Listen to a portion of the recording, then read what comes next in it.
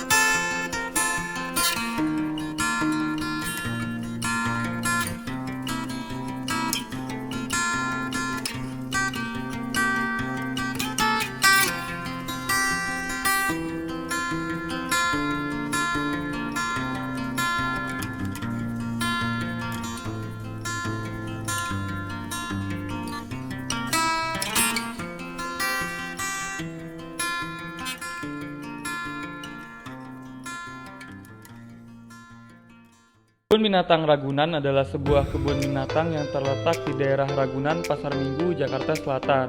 Memiliki luas besar 140 hektar dan didirikan pertama kali pada tahun 1864. Di dalamnya terdapat berbagai koleksi yang terdiri dari 295 spesies dan 4040 spesimen.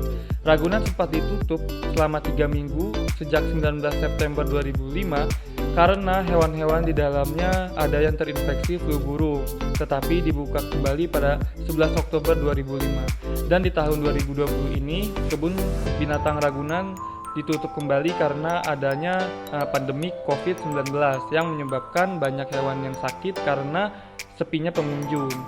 Kebun binatang ini memiliki banyak spesies hewan yang langka, antara lain ada burung kakatua, orang utan, gorila, anoa, dan gajah.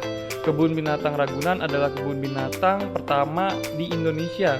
Kebun binatang ini didirikan pada tahun 1864 dengan nama Planten and Direnten, yang berarti tanaman dan kebun binatang. Terletak pada tanah seluas 10 hektar di daerah Cikini, Menteng, Jakarta Pusat, yang merupakan pemberian Raden Saleh.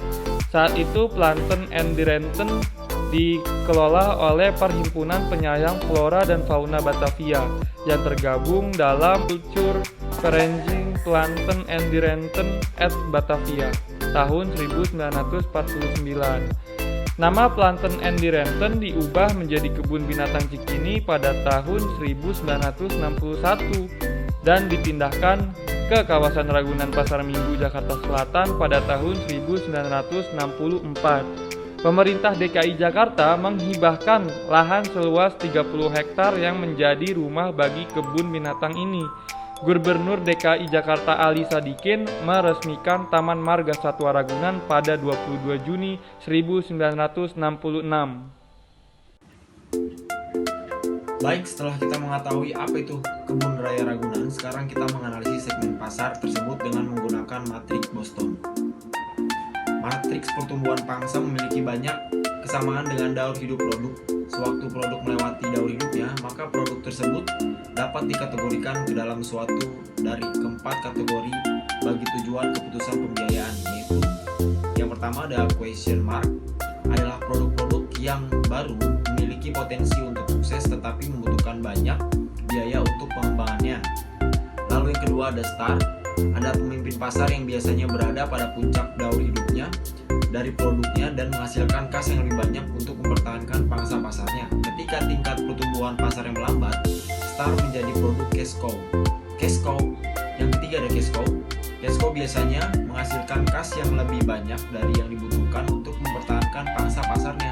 Ketika produk bergerak sepanjang dan tahap penurunan dalam daur hidupnya yang menurun, produk tersebut dikerahkan untuk memperoleh kas untuk diinvestasikan pada produk-produk question mark. Produk-produk question mark yang gagal mendapatkan pangsa pasar dominan pada saat tingkat pertumbuhan industri melambat akan bergeser menjadi dog.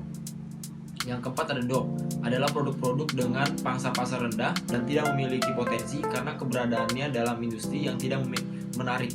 Untuk menghasilkan banyak kas, menurut Matrix Boston, produk dog sebaiknya dijual atau dikelola dengan hati-hati. Yang kami analisis dari segmen pasar Kebun Raya Ragunan ini agar menjadi lebih baik, kita sudah mengetahui pasar dari Kebun Raya Ragunan ini yaitu anak-anak serta orang tua atau masyarakat umum lainnya. Dan untuk lokasi yang strategis dekat dari perkotaan membuat pasar tersebut meningkat setiap tahunnya. Mengantar pemasaran dengan harga tiket masuk yang relatif murah dan hampir semua hewan dan binatang lengkap, tetapi masih adanya fasilitas yang kurang dibenahi oleh stakeholder setempat. Dan di masa 2020 ini, Kebun Raya Ragunan sempat tutup karena adanya pembatasan sosial berskala besar. Maka turunnya segmen pasar hampir mendekati analisis DOC. Maka para stakeholder dari Kebun Raya Bogor harus memikirkan bagaimana dari keterpurukan ekonomi yang dialami oleh Kebun Raya Ragunan pada tahun ini. Kita sudah mengetahui sedikit analisis dari segmen pasar Kebun Raya Ragunan menggunakan sistem matriks Boston yang sudah dijelaskan tadi. Maka dari itu kita simpulkan kalau segmen pasar Kebun Raya ini dari tahun 2019 sampai tahun 2020 itu menurun karena adanya pandemi. Sekian presentasi dan sedikit review dari kelompok kami. Mohon maaf apabila ada kekurangan. Selamat beraktivitas dan semoga ilmunya bermanfaat. Terima kasih. And I think to myself, what a wonderful world.